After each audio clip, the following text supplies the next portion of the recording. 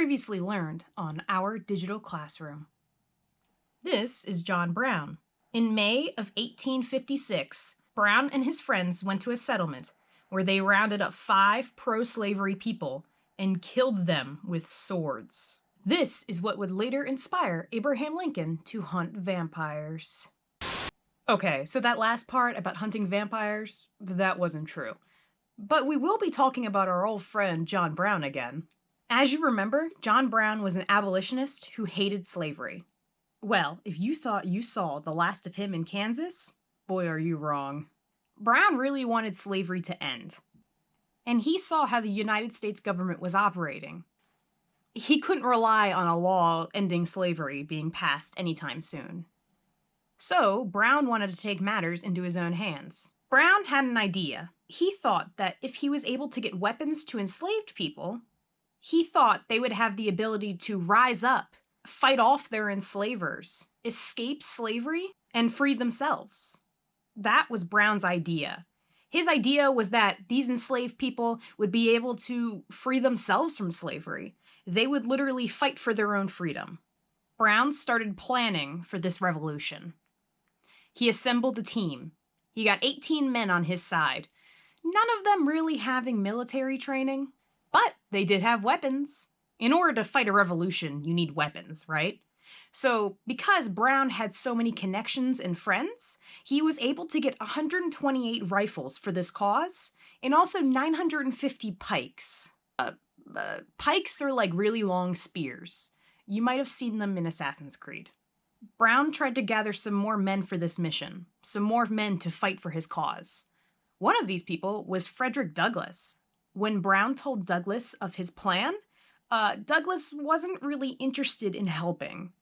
He wished him good luck, but he also said, "This mission would array the whole country against us. You will never get out alive." Douglass basically said, "Hey, Brown, this is kind of a suicide mission." But Brown was not discouraged. He imagined that once this rebellion began, people would hear the word and come help him. He thought that abolitionists would join his cause, but then also slaves on nearby plantations would hear the news of this rebellion, and they would rise up and go help him. Anyways, so Brown had not a lot of people, a lot of weapons, and a plan. And in this plan, he knew where he wanted to start his rebellion. What place was going to be that starting point? That place was the United States Armory in Harper's Ferry, Virginia. You guys know the plan here. Brown wants to start a revolution, help enslaved people free themselves, and fight off enslavers. So he had high hopes when he attacked the armory in Harper's Ferry. But it didn't really go as planned. So I'm going to explain what kind of happened. Brown came into town late in the night. He took a couple hostages, including the great-grandson of George Washington. He purposefully captured this guy because he knew it would get him a lot of national attention. And as word would spread, hopefully more people would come join him. Brown and his boys, they cut telegraph lines to the town, and local enslaved people actually did break free and come help him, although it wasn't a whole lot of them. Townspeople, who weren't really happy that Brown was raiding their town, started to fight back against him. Brown and his group fought them off and was able to eventually capture the United States Armory. But he was soon surrounded. From here, he fled to the nearby fire engine house, where he was quickly surrounded. And from here, things really started falling apart. As you can see, Brown had the vision of what he expected to happen, but he didn't really have the specifics down. He wasn't this grand military tactician. And this mission really would have benefited more from solid planning. But anyway, Brown and his guys are hiding in a small building. The building is surrounded by local townspeople and militia members. And guess who also showed up to the scene? The Marines! And they were being led by General Robert E. Lee.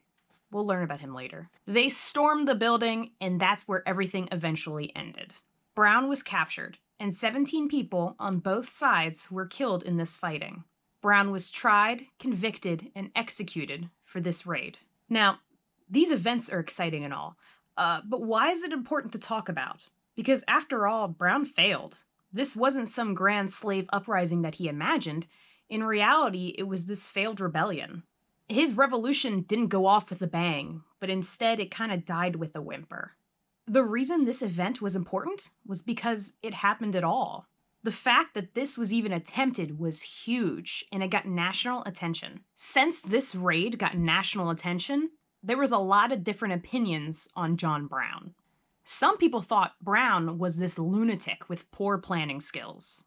Other people thought he was a dangerous god warrior because he was a religious man. In contrast, some people looked at Brown as a hero. He may not have succeeded in his grand vision, but the fact that he even tried was inspirational enough. These people believed he died for a good cause. This raid also inspired a lot of fear, particularly in the South. Southerners were already afraid of slave rebellions happening. There were other instances of slaves fighting back against their enslavers and starting these small-scale rebellions, and Brown's actions only made this fear even bigger. Now these Southerners weren't just afraid of slaves fighting back, they were afraid of abolitionists, particularly Northerners, of joining the fight. Southerners were really suspicious that all Northerners were kind of like Brown. This will be one of the final factors leading to the South distrusting the North, and this will eventually lead to their secession.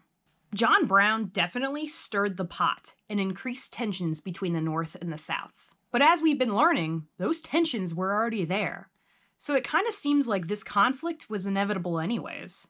On Wednesday, we're gonna learn about Southern secession, how the South split away from the Union, how the country broke into two.